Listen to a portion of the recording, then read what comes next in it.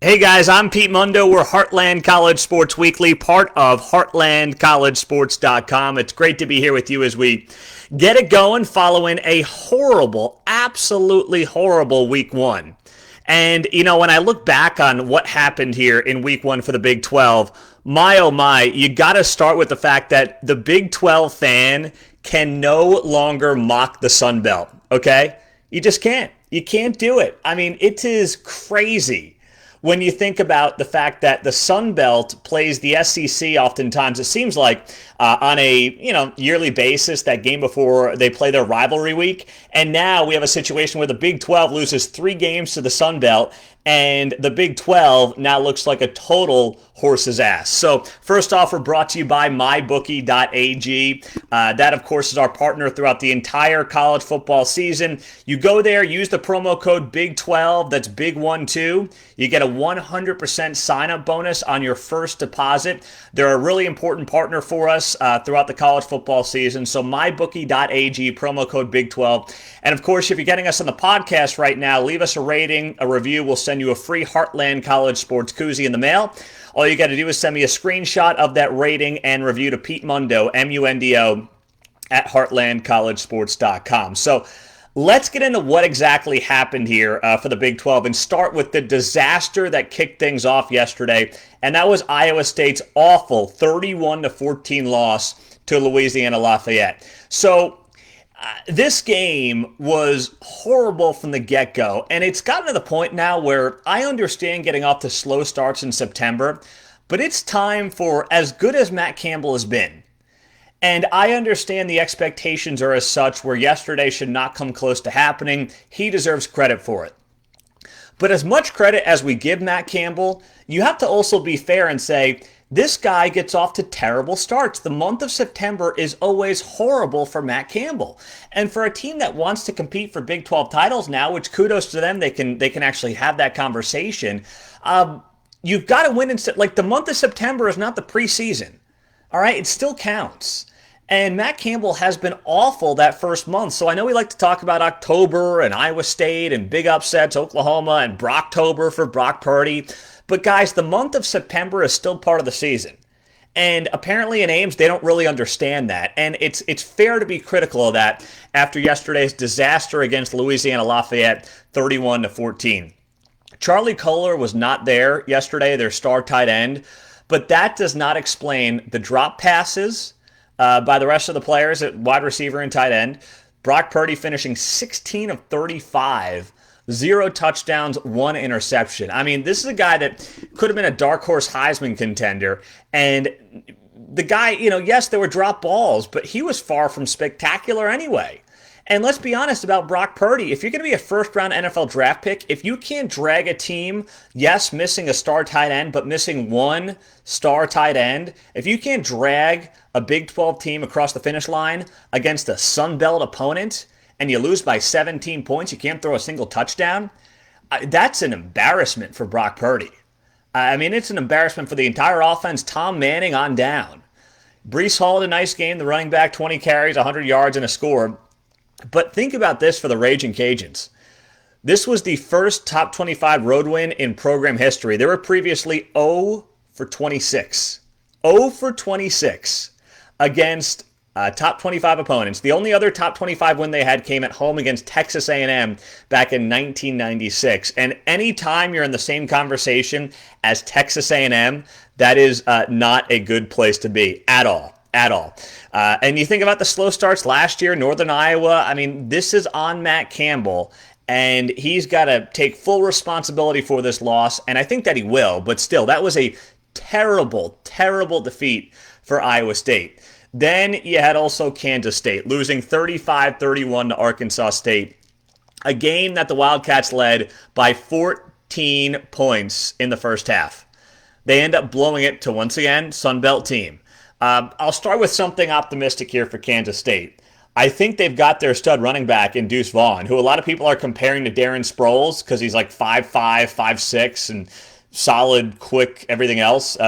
That's great. That's awesome. And I read a lot about Deuce Vaughn the last day or so. His dad's a scout for the Dallas Cowboys.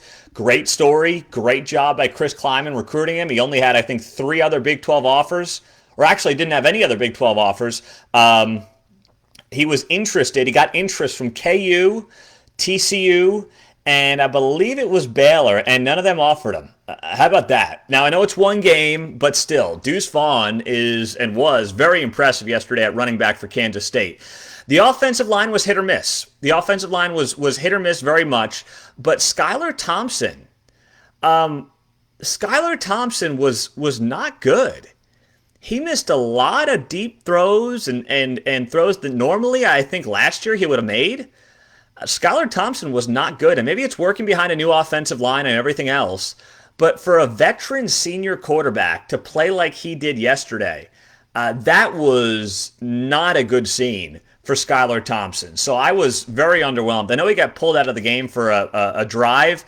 I don't know if that was fair, but I'll tell you right now, Skylar Thompson's got to be better. He has got to improve if he is going to find himself in a situation where this Kansas State team is, competing with the top teams in the Big 12, which they did do, to their credit, they did do effectively last season.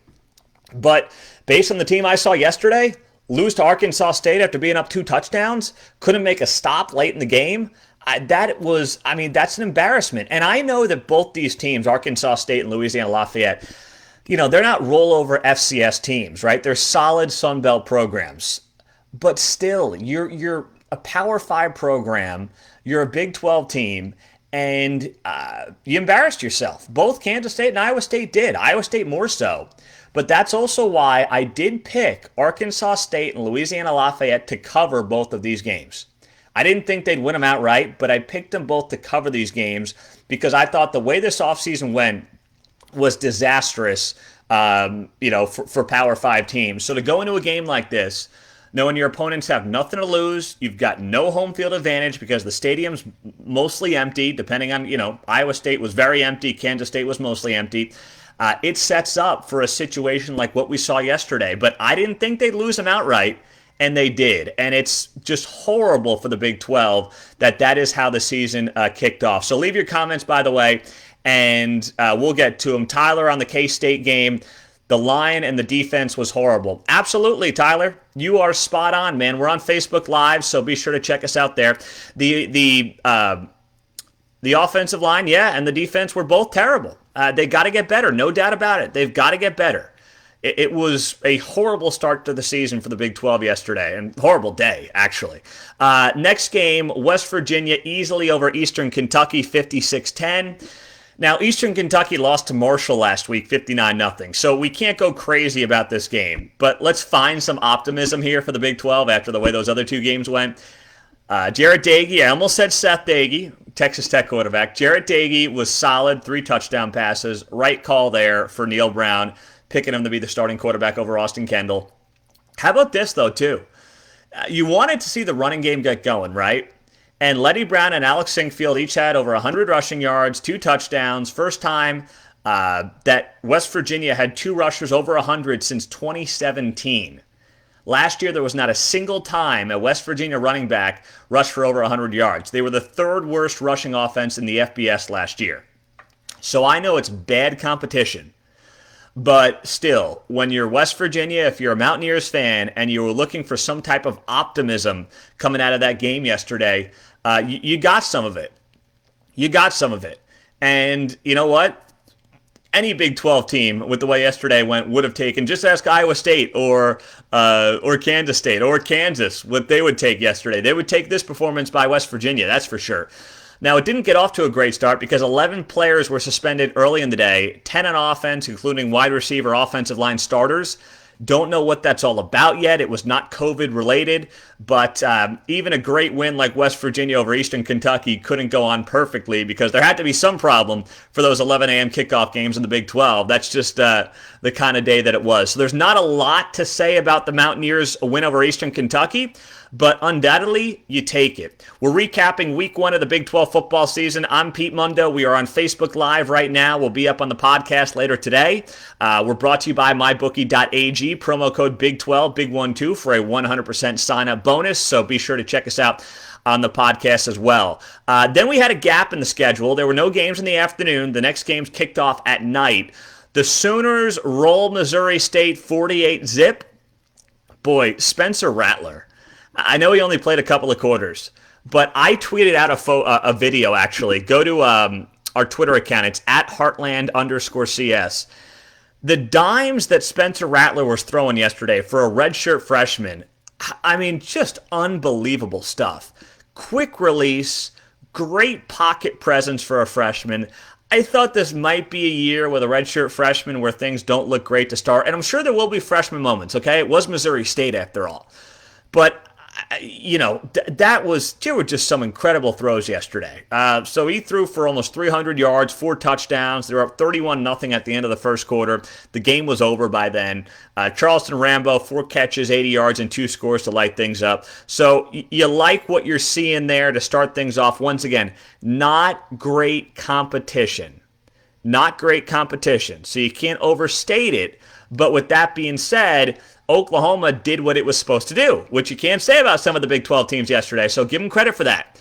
Alex Grinch's defense held the Bears without a first down for 25 minutes to start this game. And, what's interesting, I think the most interesting part of this game for OU is the fact that apparently it almost didn't happen because of OU COVID cases. There were some rumors going around beforehand that was possibly part of the conversation. That was actually in our message boards, which I recommend. If you are not on our HeartlandCollegeSports.com message boards, they're free. We're giving away, $25 gift cards on there, by the way. So go sign up. Go to HeartlandCollegeSports.com, click on the message boards, and just sign up. Once again, it's free. We want to just kind of keep the Big 12 community going on there. But it almost didn't happen because of COVID. So OU having the start to the season that you want, and there you go. That's what happened for the Sooners, and same thing for the Texas Longhorns. Now, I thought that Texas would come out and do this because anytime you've got 2 new coordinators in their first game, Chris Ash on defense, of course, Mike Yursich on offense for the Longhorns. You want to have like just that moment in the opening game where you just light things up, right? And both sides of the ball looked pretty motivated. Sam Ehlinger, 5 touchdowns in the first half, 78-yard bomb to Joshua Moore kind of was the highlight of that action for him. 700 yards of offense for the Longhorns against UTEP in that 59-3 win. No sacks and 47 pass attempts. I think that's an important little tidbit. And the tempo was even more upbeat than in recent years. So that's something to keep an eye on here going forward. Kay Brewer, Tariq Black, Sam Ehlinger's got weapons. All right, Sam Ehlinger's got weapons, a plethora of them, and it's going to be fun to watch him and this offense move on going forward. So that's definitely something to keep an eye on there for the Texas Longhorns in this game after they beat up UTEP. So OU and Texas doing what they were supposed to do. Give them credit for it because the rest of the Big 12, unfortunately, for the most part, did not. There's just more to say about the teams that performed horribly yesterday. So I'm not trying to rush through OU, Texas, West Virginia, but you know what? Week 1, FCS, that's what you're supposed to do, okay? Let's get to Texas Tech. Now, yes, there were 3 Big 12 losses to Sun Belt teams, but Texas Tech's win yesterday against Houston Baptist, FCS opponent, might have been the worst performance of any Big 12 team yesterday, and that's saying something, okay? Tech needed to stop a 2-point conversion against Houston Baptist late in the fourth quarter to hang on for a win. They were leading an FCS team 21-3. 21-3 over an FCS team, and it comes down to a 2-point conversion late in the fourth quarter. That is an embarrassment top to bottom. And don't look at the stats for Alan Bowman. Don't look at the 400-plus passing yards. Don't look at any of that. That's meaningless. This team, and this is both sides of the ball, this is the coaching staff, Matt Wells, top to bottom. This team was up 18 points on an FCS opponent and almost lost. That is inexcusable. And this is not exactly, North Dakota State, okay? This is just a regular run-of-the-mill FCS team. They gave up 567 yards to their quarterback, Bailey Zappi. And if he didn't throw high and outside on that 2-point conversion pass, who the hell knows what happens? The Big 12 could have had 3 losses or 4 losses yesterday with 3 to the Sun Belt, 1 to an FCS opponent. This could have been even more embarrassing for the Big 12 yesterday. but 13 penalties for Texas Tech, giving up over 600 yards of offense to an FCS team. I mean, I get being rusty, but 13 penalties against an FCS opponent is inexcusable. On Facebook Live, Tim writes, remember when Texas Tech fired Cliff Kingsbury? LOL. Absolutely. I mean, I was a proponent of not firing Cliff Kingsbury. I would not have fired him. I wouldn't, and I'm on the record saying that, a couple of years ago now. But don't they look like a horse's ass firing Kingsbury? I mean, the guy's coaching in the NFL. He's got Kyler Murray. He's got who'd they get at wide receiver? I'm not as big of an NFL guy. Oh, they got him from the Texans, right? But anyway, you guys that are NFL fans know what I'm talking about. But yeah, Cliff Kingsbury, might be coaching in the NFL playoffs this winter, and Texas Tech is looking at a 3-7 season. Just embarrassing. Total embarrassment. That may have been the worst performance of the day for Texas Tech. Just a horrible, horrible day for the Red Raiders. And boy, I'll find you a bright spot for the Red Raiders. Shroderick Thompson, their running back, who is a very underrated player. 2 touchdowns, 118 yards. That guy is arguably the most underrated running back in the Big 12. DeAndre Hopkins, yes, that's who's out there with Cliff Kingsbury now. But Shroderick Thompson is one of those guys that should not be overlooked. I mean, he's a solid back for Texas Tech. So there's your one bright spot for the Red Raiders. Then you've got the final game of the night, Kansas against Coastal Carolina. Now, I also thought Coastal would cover this game. I put all the Big 12 picks up. I put them up on the website, heartlandcollegesports.com. And then I also end up putting them on our podcast, which if you are catching this on Facebook Live or anywhere else, be sure to go check out our podcast on iTunes, rate, review, subscribe to it there. But I thought Coastal would cover I think it was a 7-point spread. I didn't think KU would be down 28-0 in this game. 28-0. Here's how Kansas started this game. Interception, fumble, punt, missed field goal, interception. That is Kansas, a Power 5 team against a Sun Belt team. And this game was such a joke for the Jayhawks. Their starting quarterback, Thomas McVitie, his name was spelt wrong on the back of his jersey. I mean, doesn't that tell it all for the Kansas Jayhawks? That really is a great way to summarize how bad things were, just how horrible things were for the Kansas Jayhawks in this game. I mean, just pathetically terrible. Miles Kendrick needs to be the starting quarterback. Thomas McVitie, sorry, pal, you're done. You couldn't win the job last year against Carter Stanley, who was mediocre at best. Miles Kendrick, dual threat at least. He can roll out. He can give you some wheels. He was okay, 15 of 24, 156 yards, 2 touchdowns, a pick. McVitie was 5 of 9 for 20 yards and an interception. And yes, Kansas did get hosed. On a bad onside kick call. They did get hosed on that.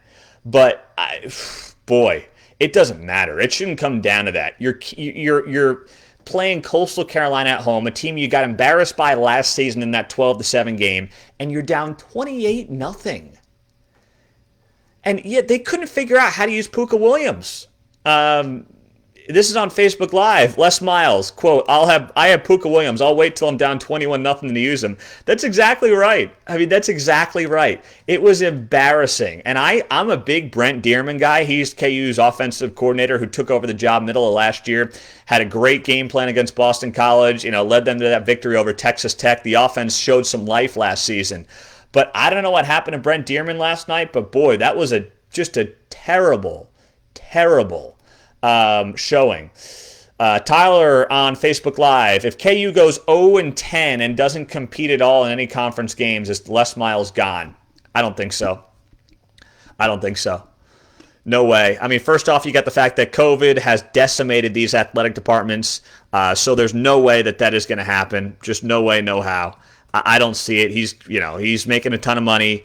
And don't forget, too, that would be a massive admission of failure by athletic director Jeff Long, who, he's buddies with Les Miles. They go back to their time at Michigan together. He's not going to fire him after 2 years because that would admit that he made a colossal mistake.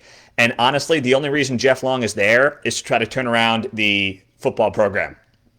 That's why Jeff Long has a job. All right? There's nothing that needs to be done on the basketball side. He's there to get this football program lined up, straightened out. He put all his chips into the Les Miles basket. So between that and the COVID affecting these athletic departments, there's no way Les Miles is going to get fired. He could go 0-10 this year and just have a disaster of a season, but I don't see any way that it happens. I don't. I could be wrong, but I would be shocked no matter what if that happens. But I think KU's going 0-10. I mean, the defense was horrible. Absolutely horrible last night. I mean, just an embarrassment watching this KU team. I mean, they lost a couple of talented players last year, don't get me wrong. But boy, it is just a mess. And yeah, can you get Puka Williams in the game plan early, please? Is that difficult?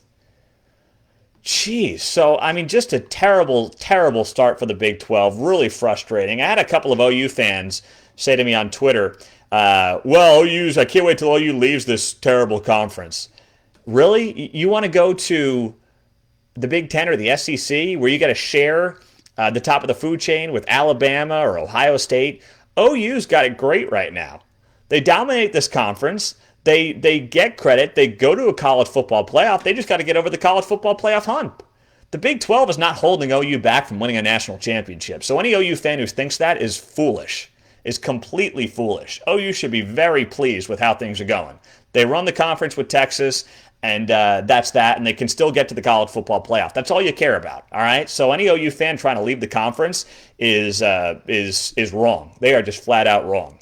But it was not a good day for the Big 12 at all. Also on the news, Baylor getting Houston next week. That came down late yesterday. They will add Houston to the schedule, and that's great. I mean, Baylor had its game this past weekend canceled due to COVID against Louisiana Tech. So they got Houston next week. The Fighting Dana Holgersons are going to come into town. So, hey, more football, better off the conference is, and maybe the conference can actually beat a group of 5 team. That would be nice. That would be really nice next week. So that would be great.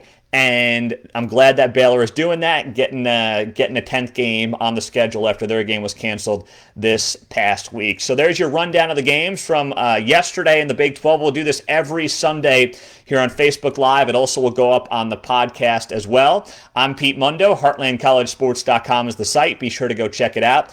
And don't forget, MyBookie.ag, promo code Big12 for a 100% sign-up bonus. That means you put in $100, you get 100 on top of it, bet on the Big 12, use our picks, bet on the NFL today, whatever you want to do. MyBookie.ag is definitely the place to go. And if you're on the podcast, leave us a rating, review, subscribe. It helps us out tremendously, and we will get you a free Heartland College Sports koozie in the mail if you send me a screenshot of your rating and review to Pete Mundo, Mundo, at HeartlandCollegeSports.com. Thanks for all you guys do. Hopefully week 2 will be better. There's only a couple of games. It's Baylor, Oklahoma State, and then we've got conference play starting in 2 weeks. So buckle up. Appreciate it. Read the website, check it out. We'll have a ton of content coming your way here in the next couple of days, and we'll talk to you guys soon. Have a great rest of your Sunday, and enjoy the NFL as well. All right? Take care, guys.